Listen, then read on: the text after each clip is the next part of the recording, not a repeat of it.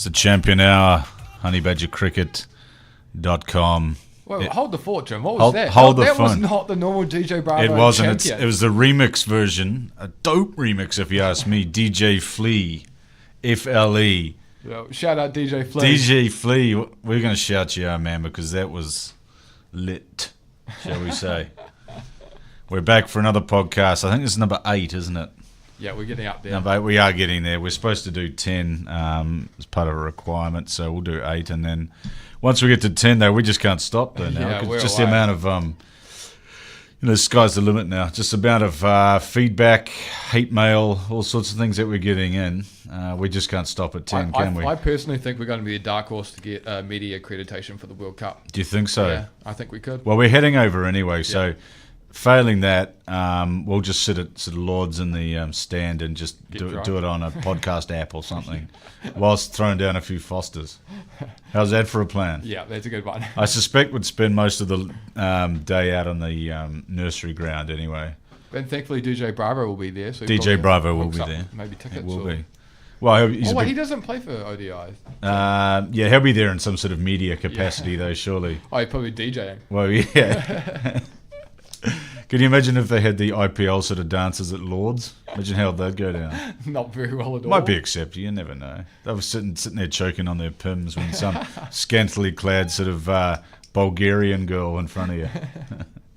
It's always Bulgarians, eh? Yeah, always Bulgarians. They love it. They love to dance. I think they're very musical people, Mark. I'm not sure. Honeybadgercricket.com is the place where you get all the greatest cricket gear in the world. Bats, gloves, pads. We're working on new designs at the moment.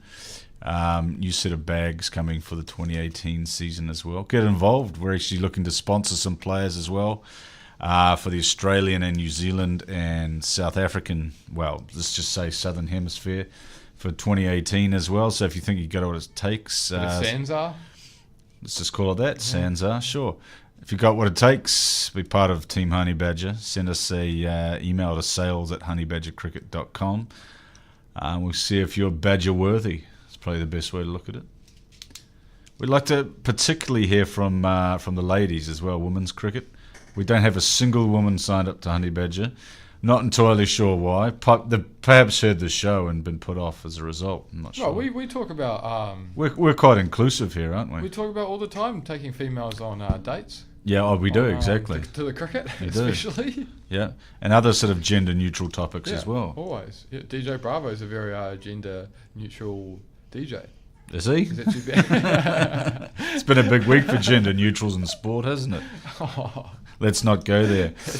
We have a big show today. We've got James Buttler, who runs Cricket Badger. Well, his handle on Twitter is cricket_badger, but he runs Cricket Badger in the UK. It's a podcast that he puts out. He used to do a radio show. He used to be the media manager for Yorkshire Cricket, so he gets some really good guests on his show. So have a listen to his podcast. He'll give us the instructions where you can find him during that. That's coming up soon. For the time being, we're just looking at the local scene here in Auckland. It's basically been pissing with rain for the past few days. National Club Champs are on. And today is the first day they've actually got any play on, so it's quite interesting. And there's been some anomalies on the scorecard today. We're just having a look at Northeast Valley versus Onslow. So that's that's the CD guys against the Wellington guys. Jimmy Neesham playing for... sorry, it's Otago, isn't it? Otago, my mistake. Yeah. Jimmy Neesham playing for Northeast Valley, so his name sticks out like dog's balls on the scorecard, particularly because he made 3 out of a team total of 42. Bowled out for 42. What's happened, Northeast Valley? I think they were out on the piss last night, surely. Oh, they didn't think it was going to be raining. No, that's... do you think you can be sunning, you mean? Yeah. So anyway, Jimmy missed out with 3, but everyone missed out by the looks of him, apart from PR Markram, who made a heroic 17. They got 42 runs, bowled out of 14.3 overs. Pretty embarrassing, really. And looks like a comeback for Shane O'Connor, New Zealand veteran, bowling second change with some medium paces. Took 1 for 5 off his 1.3. And Onslow chased down the target. What have we got? 11.1 overs. That's a bit laboured, isn't it, Onslow? It's only 43. Yeah, I suppose. But they took their time, though, didn't they? Interesting match developing here. Cornwall versus Burnside. So Auckland versus the Christchurch winners. Burnside batted first, made 235 for 10 off 30.1 overs. I suspect it was rain reduced. Looking at it, I think they probably had about 32 overs to bat and managed to get bowled out. But they did make 235 off their 30. And yeah, I'm thinking it might be on Cornwall number 3 pitch by the looks of the looks of the stats. Why do you say that? Because Cornwall in their chase lost 3 wickets early, including Auckland captain Martin Guptill Bunce. But Teja Nidamaranu, who's played for Auckland T20 this season, made 85 off 34 balls, 6 fours and 9 sixes. What, 9 big ones? 9 big ones. But again, it could be the much talked about Cornwall number 3 wicket, where hitting a 6 is about as hard as when you hit a 6 in backyard bash. Put it that way. Oh. The boundaries were probably bigger in the backyard bash. Anyway, interesting to see how that develops because Cornwall's now 5 down. They need 90 off 15, which shouldn't be a problem as long as they keep wickets in hand. Napier Tech Old Boys versus Pookie Metro. Now Napier made 212 for 7 off their 30 overs. Yeah, again, looks like rain reduced game. Pukekohe with a target of 213 aren't doing so well. They're 90 for 7 at the moment. So the chocolates there should be picked up by Napier. But you never know. It's a funny day. And there's quite a bit of rain around. So I suspect someone's going to start losing on the Duckworth-Lewis system pretty quickly. IPL news overnight. It's overnight because no one sees it in New Zealand, do you? Because it's not overnight. I watched the first 3 overs of a game on Tuesday. How cooked were you though? Yeah, cooked. Yeah, pretty cooked. Had you been out on the piss, or were you going to go out on the piss? I had already been out. It was a Tuesday. I had work on the next morning. Okay, so sure. I was being sensible. Being sensible, yeah. Had a little cheeky Pinot. I'm glad you clarified that. Thought the listeners should know. CSK's at the top of the table, which obviously we keep an eye on because of our man DJ Bravo. Shout out. Suresh Raina is to miss the next game with a calf strain. Another big game, Mumbai versus the Sunrisers from Hyderabad. Pat Cummins has picked up another injury for a change. Well, this is the first time this month, is it? First time this week, I think he's picked one up, yeah. But it's going to be good. Big paleo Mitch McClanagan up against Kane Williamson from a New Zealand point of view. Is anyone watching the IPL in New Zealand unless you're a diehard fan? Because we do a cricket show, but we're not watching it. Friday or Saturday nights. Maybe. Friday or Saturday nights. If you're lucky. After you've been out. Yeah. Yeah. I reckon I'd probably get in one full game IPL. Yeah. Over the space of like a month. Yeah. I'll watch like 4 or 5. So you just have you just got little snippets happening. Yeah, and stuff 5 like overs that. at a time maybe. I tend to watch it if I've been out on the beers. Yeah. I'll come home. And you know that sort of hour and a half, 2 hour period between coming home and going to bed when you've been on the jars. Yep. And you might fry something in a pan, perhaps, and you'll click it on and say whatever, and then you sit down and go, this is awesome, and then it starts to wane. You watch the first dig and you're like, can I really be bothered just watching 6 after 6? You know what I mean? It was a bit like the Big Bash, eh? Yeah. But that was better timing. It was. Because I always, when the Big Bash was on, I'd get through an innings, and I'd never catch the second inning ever.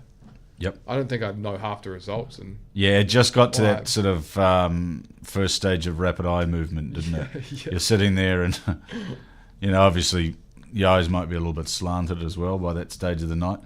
And you're sitting there going, should I just watch it? And then there's that annoying sort of 20-minute break between the innings where you're like, too long. And you're like, if it was 5 minutes, maybe you've got me, but I think I'll just go to bed. And you can only watch the cricket show so many times. Yeah, in between exactly. Inning breaks, eh? The Dilmar Tea Party, or interviewing Mystery Morrison or something like that. I don't know. Where is Mystery Morrison? I don't know, but I think maybe we should get him on the show. Mystery, if you're listening, we'd love to have you a guest on the honeybadgercricket.com podcast. We won't pay anything, but we'll show you a good time in Auckland. How does that sound? Yeah, and Mystery will probably love that. Yeah, and by good time, we're talking good time. We're talking no holds barred sort of stuff. Go big or go home, Mystery. Send him back to Wellington, sort of. And we'll catch an end of an IPL game. Yeah. How about that, brother? Well, that's the kind of shit we're talking about. Excellent. The county season's kicking off in the UK. We're going to be speaking with James Buttler about that soon. Essex last year surprised champions under Ryan Tenderskater. They're looking to impress again, but there's the other teams sort of biting at their heels because they did sort of get away with one a little bit last year, thanks to some points losses a bit further down the table. They've just had James has actually been covering this, a pre-season in Barbados where the MCC has put together teams playing some of the counties teams. They did used to do it in the UAE, these pre-season county fixtures, but I think they decided it was just too fucking boring, basically. You know those games in those vast UAE stadiums in Dubai and there's no one watching it? Literally nobody there. Yeah. You know how much, and you're on a road of a pitch which replicates nothing like you're going to get in the UK in a few weeks. Do you know what I mean? I never saw the attraction. So maybe by adding a bit of spice and a bit of colour and stuff like that by going to Barbados, gives you a bit of preparation for start of the season, some green seamers that you're going to get in the UK. James is picking Hampshire for the win. They might have James Vince back by the looks of things, depending on whatever way the England selectors look. And my team, Middlesex, who managed to get themselves demoted last year, I'm not entirely sure how. I'm picking them to come back and be back in the First Division come 2019. Get up Lancashire. Get up Lancashire. Yep. Get up Lancashire. That's my team. Yeah. Anyway, James is going to cover off a bit more of that. So we'll leave the county season for now. And just before we go, we'll mention DJ Bravo Watch for this week. We've actually got something to tell you. Finally, haven't we, Mark? I think is this the first ever episode where we've had something to? We had him a couple of episodes ago when he was talking about his new album or something. I did release that new song. Yeah, that was pretty exciting. That was pretty much all we had. Well, we actually fun to have some cricket action now, folks. Yep. And DJ Bravo, I'll tell you what, Jambalaya. Yeah. Early favourite for MVP of the Indian IPL. You think? 68. 68. None for 50. That you can get better than that, DJ. But you got how many 68. overs? 4 overs. Yeah, you bowled out. When you're going for 50, it gets a bit embarrassing, doesn't it? It's 12 and a halves. I think that he got 11 not out in the last game. Just last night, or was it 2 nights ago? 2 nights ago. 2 nights ago. And he won it. That was against team. Mumbai, wasn't it? Yeah, Mumbai. Yeah, he won his team single-handedly the game. Absolutely. He did have one of the worst top-edge sixes I've ever seen, though. But I don't know how it carried.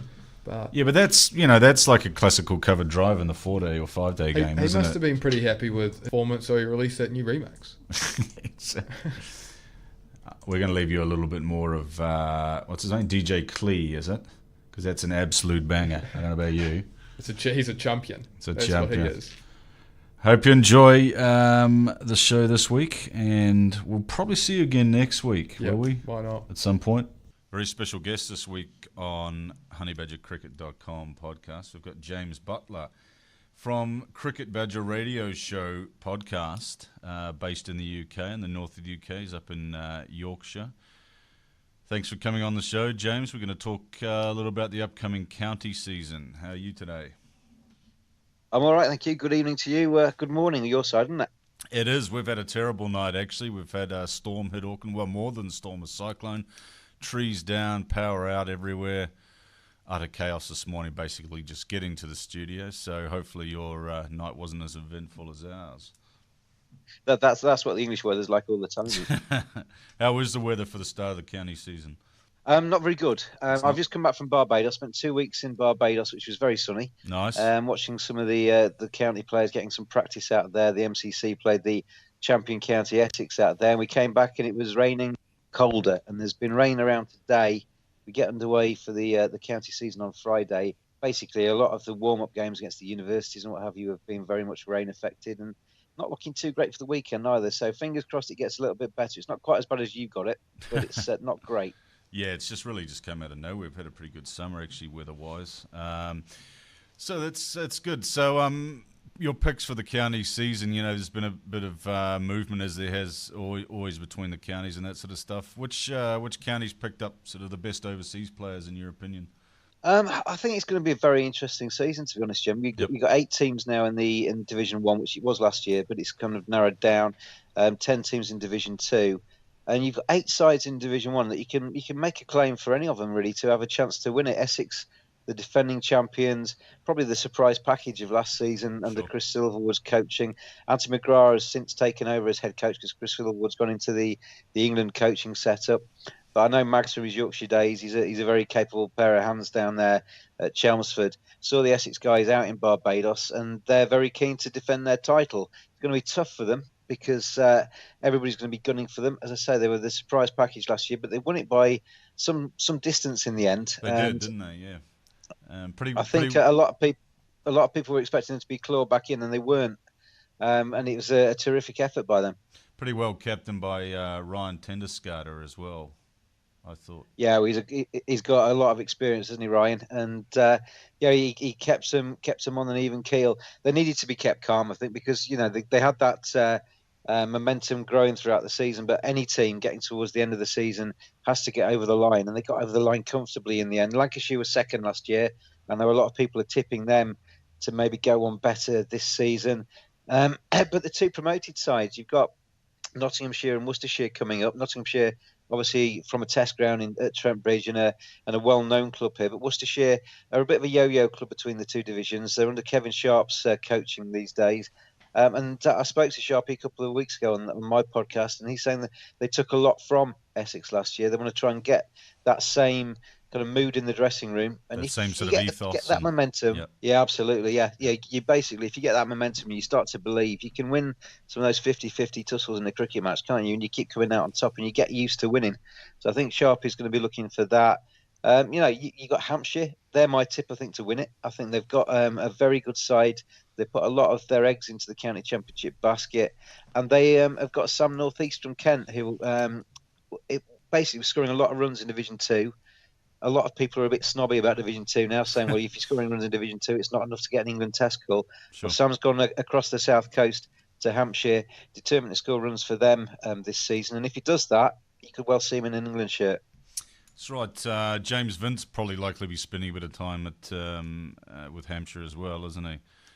How's he looking in terms of English being retained by England? I know he got a score in the second dig in the game in Christchurch, didn't he? But he's been a bit. Is he a bit of a Mark Ramprakash, this guy? We sort of compared him with that the other week, I think, on the show, perhaps unfairly. But he makes sort of these stylish 20s, doesn't he? And then doesn't seem to kick on from there. Or is that just a learning curve? Do you think he's got the goods to make it at the top level? I think the Ramprakash comparison, Jim's quite a compliment to him, to be honest. Right? Ramprakash was hundreds in first class cricket. Yeah, he probably didn't quite get as many as he wanted to in Test cricket, but he was a hell of a player. Yeah. James Vince, to me, has basically not quite got it between the ears at the moment. Okay. He's got all the shots. We've seen him play some terrific kind of cameo knocks, as you said, during the winter. He's got a very nice 85 or something like that, and then got a kind of death ball from Mitchell Stark, which hit a brick and went sideways and got him out one of the Ashes Test matches. But he just seems to waft outside the off stump, and you can do that once or twice, and you think, well, he's learning. If you do it 3 or 4 or 5 times, then you're not learning your lessons, are you? No. And at some stage, you're going to have to fall by the wayside. I don't think his winter has been good enough to keep himself in the England side. I wouldn't pick him. I wouldn't have taken him on the trip in the first place. But Hampshire's England's loss, or England's kind of omitting him, will be Hampshire's gain, certainly, because on the county scene, he'd be a huge asset to Hampshire. Yeah, Mark Stoneman's another one who. Yeah, we were impressed with him down here, actually. I think the Aussies were as well. But as you say, probably didn't quite kick on, but he seems to have that resolve that you're after with an opener, doesn't he? Yeah, I see them as 2 totally different people. I think Vince is a bit flaky.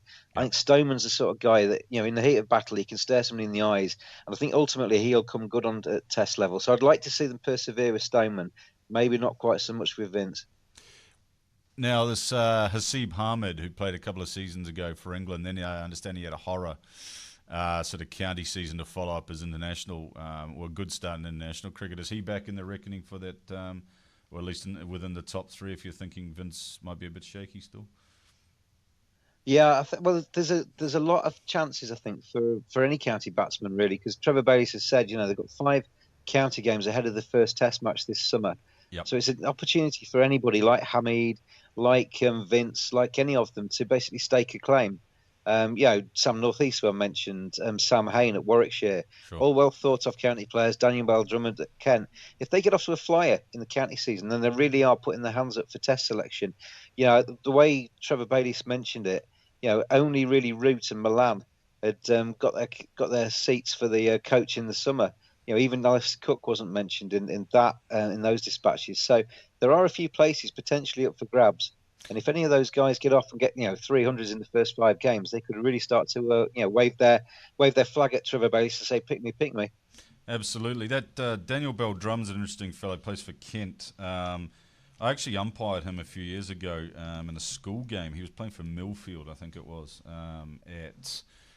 at Eton, and I was umpiring in the game. And I've never seen a schoolboy play like that, to be perfectly honest. He reminded me of, obviously he had a bit of Caribbean flair about him.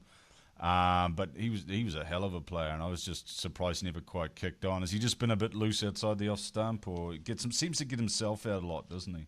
Yeah, and I saw him out. He was out captaining the MCC actually on the Barbados trip, Okay. and he's a lovely guy as well. Yep. And I think he sometimes players kind of like Hasib Hamid burst onto the scene as a youngster. Sometimes players take a little bit longer to mature, and I think Daniel Bell Drummond might be one of those. I think he will come good over the next couple of years at some stage, and he's already well thought of, as you say.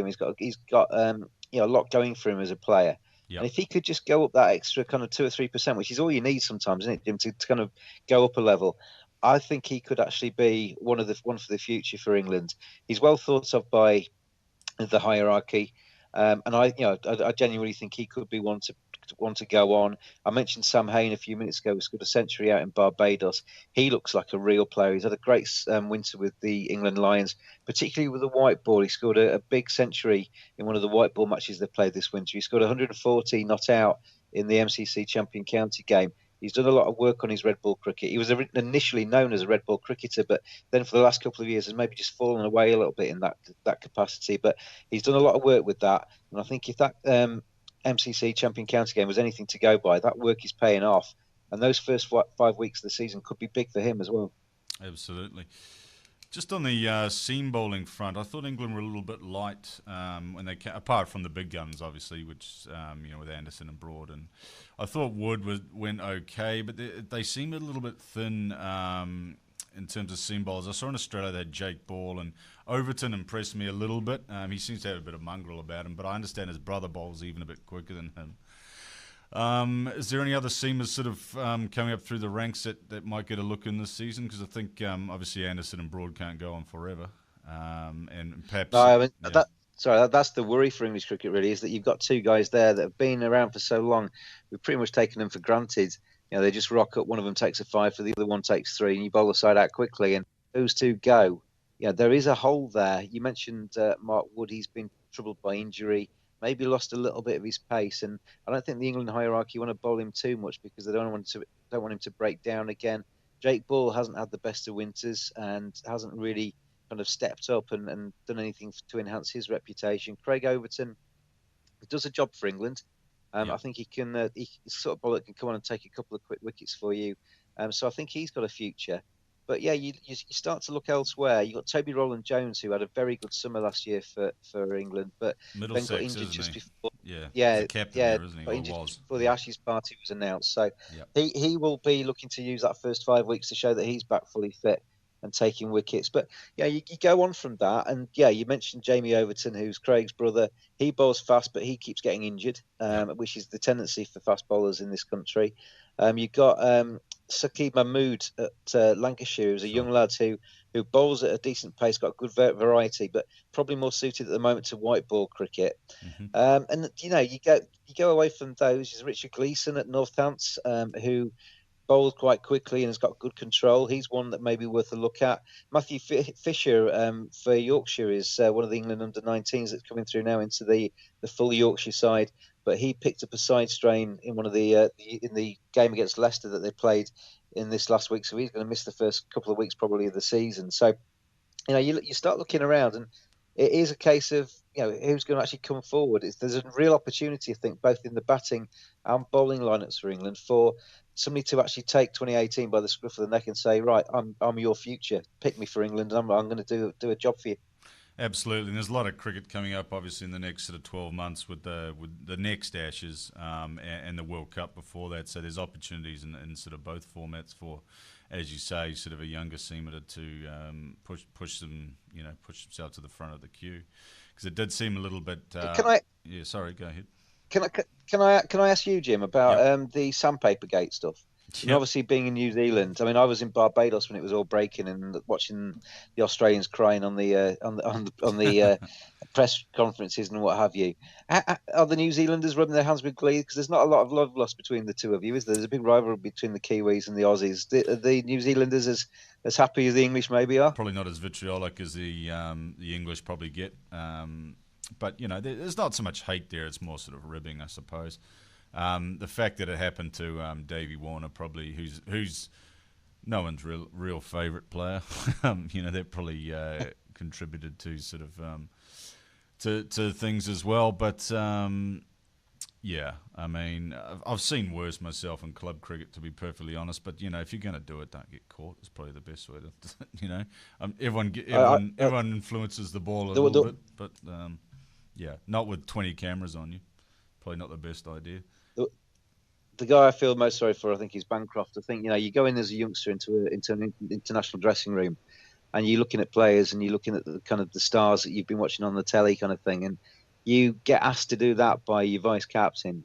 You're gonna have big sphericals, aren't you, to kind of turn around and say, no, I'm not going to do that. Absolutely. Because ultimately, if they hadn't been caught, then nobody would have been any the wiser, and Bancroft would have probably be then persona non grata with David Warner and potentially Stephen Smith. The fact they got caught, he's now kind of seen as a bit of a victim. But I think it's a tough situation to put any junior member of a side into. I think Stephen Smith is a cricket badger like me. He's basically just kind of grown up being a cricketer. Yep. He's kind of so intense about his cricket that I can see why he maybe just kind of like turned a blind eye and thought, yeah, if we can win this game, then that's great. David Warner's the rotten apple in that camp for me. I spoke to a lot of players out in Barbados, spoken to quite a few people in the game, and there is not, as you say, not many people that like David Warner, are there? He's not a popular figure in cricket. I can't see him playing for Australia again. I can see Smith and Bancroft coming back in, but I can't see Warner making that side again. I just can't bear to see him score another century and then sort of all the histrionics that go along with it, the jumping in the air and the fist pumping and all that sort of stuff. And yeah, I think international cricket could probably do without that, to be perfectly honest. But hey, and to take your family into a press conference as well, and your little kids into a press conference, just to try and show you that you're a human being, yeah, I think was he was wrongly advised there. If he was advised by somebody, he was wrongly advised, because that just looked really crass to me. It did look crass. And then obviously his wife's, getting the brunt of things with this whole, her toilet tryst she had with Sonny Bill Williams a few years ago and that sort of stuff, and that's been brought up again and dragged through the mud. And there was probably some poor choices made by some South African cricket officials, in that regard. But hey, it's going to happen if you're a public figure, isn't it? Especially the one one worry polarising. for Cricket Australia for me would be if they, with David Warner, I think he actually thinks his career is over in terms of international cricket. With Smith and Bancroft, I think they can see a route back in. But if Warner actually thinks that those links have been severed and he's going to basically ply his trade in the IPL, Big Bash, and whatever else around the world, Yep. then he's a bit of a loose cannon at the moment, isn't he? Yep. And he's not the brightest. So you only need to be a journalist and put a dictaphone in front of him from one of the tabloids or something, and you can basically get a very, very good story from him if he spills the beans, and that would be a dangerous thing for Cricket Australia, I think, at the moment. Absolutely. Well, they're trying to tighten the ship, and we had Dennis Friedman from Dennis Does Cricket on the other week, and he was basically talking about the repair job that Australia, called James Sutherland in particular, is having to do, and the fact that he was taking it really personally and stuff. But I mean, having a guy like Warner within your organisation can be a nightmare for a straight-laced or straight-talking CEO like that. So I'm sure he probably might be a situation where Davey goes on gardening leave perhaps after his ban, or I don't know if the ties will be severed completely. But as you say, he might sort of they just be don't persuaded. have to pick him again, do they? They can just not pick him. If they decide against it, then they can just basically say, we're going to pick somebody else. Somebody else has done a good job while you've been away. Another guy I do feel sorry for, and I know him well from his time at Yorkshire, is Darren Lehmann. Yep. Yeah, you can say that maybe he kind of should have been a little bit more hands-on in terms of what was happening in his dressing room. But having known him and having seen him in action, I think he's the sort of guy that basically treats his players as adults and expects them to be responsible.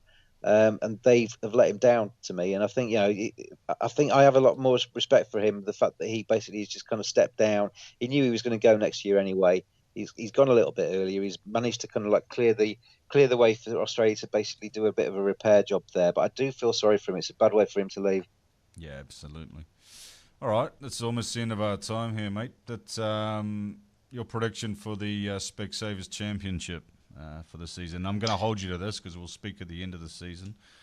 Well, I'll tell you what we'll do. We'll go with Hampshire as the winners. I think they're going to be run close by Lancashire and Yorkshire. Yep. I think for relegation, I think Worcestershire and potentially Somerset could be vulnerable at the bottom end.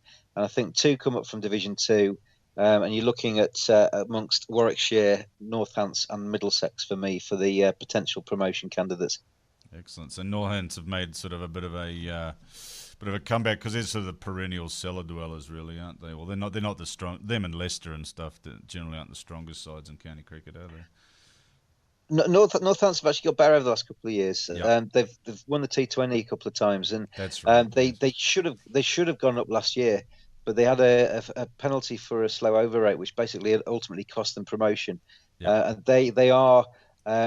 they were hit by that quite badly towards the end of the season. And I think they've used that over the winter to say, right, we're going to come back stronger. We're going to come and show them. They've got Ben Duckett, who's been in and around the England side.